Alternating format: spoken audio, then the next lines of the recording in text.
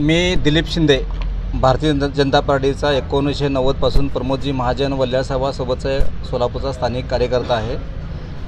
सोलापूरची लोकसभेची निवडणूक सध्या सुरू आहे। भारतीय जनता पार्टीने उमेदवार देण्यासंदर्भात ज्या भूमिका बजावल्या त्यात आम्ही त्यांचं स्वागतच केलेलं आहे।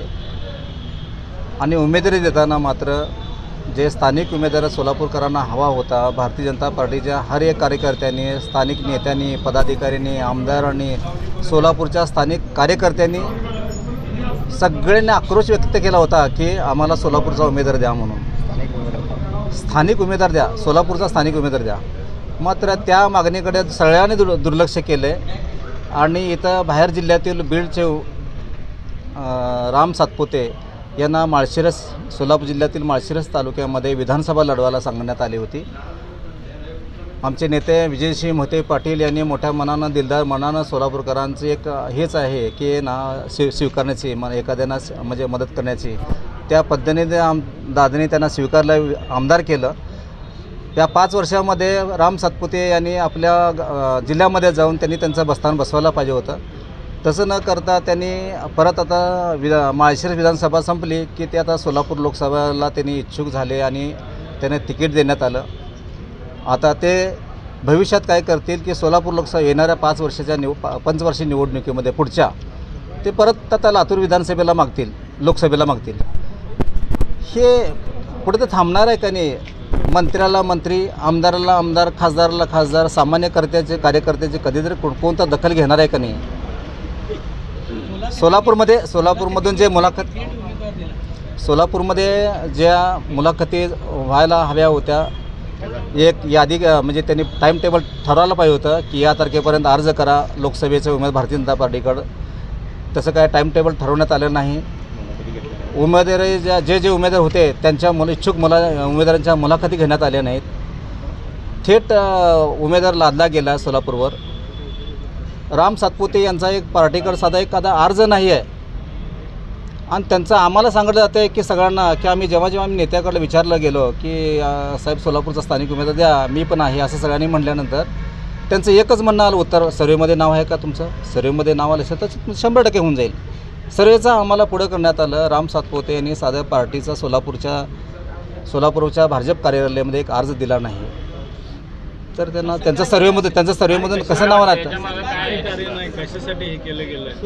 हे सोलापुरातून भारतीय जनता पार्टीचं जे येणारी विजयाची सीट जी जागा आहे, तर काही लोकांना पार्टीमधीलच काही लोकांनी षडयंत्र केले असं माझं म्हणणं आहे, जेणेकरून देवेंद्र फडणवीस, बावनकुळे साहेब, अमितजी शहा, JP नड्डा साहेब यांना चुकीची माहिती सादर केली गेली आणि चुकीची माहितीच्या आधारे हे राम सातपुते यांना उमेदवारी देण्यात आलेली आहे, मिसगाईड करण्यात आलेलं आहे देवेंद्र फडणवीस यांना।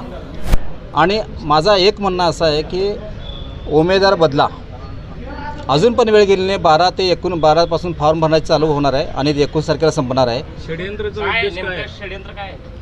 षडयंत्र कसं, या माध्यमातून जर करता उमेदवार बाहेरचा उमेदवार असल्यामुळे सोलापूरमध्ये संताप आहे।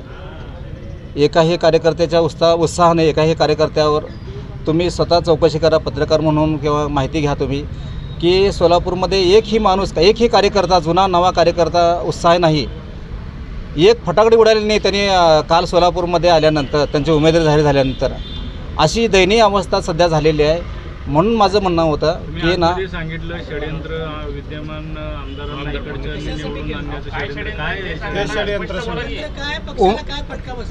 पक्षाला फटका म्हणण्यापेक्षा मला देवेंद्र फडणवीसांना एक सांगायचं आहे की इथं उमेदवारी तुम्हाला देताना तुम्ही ह्या सोलापूरकरांची एखादी बैठक घ्यायला पाहिजे होती। सोलापूरकरांना विचारायला एखादी माहिती, एकदा छोटीशी तर बैठक ना उमेदवारांना बोलायला पाहिजे।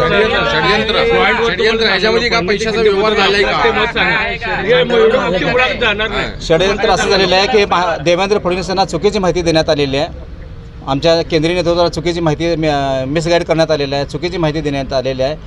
हे सीट जेणेकरून विजयाचं सीट आहे ते प्रणिती शिंदे यांना विजय करण्यासाठी काही लोकांचा घाट घातला आहे असं माझं म्हणणं आहे। काय पैशाचा व्यवहार झालाय काय षडयंत्रामध्ये?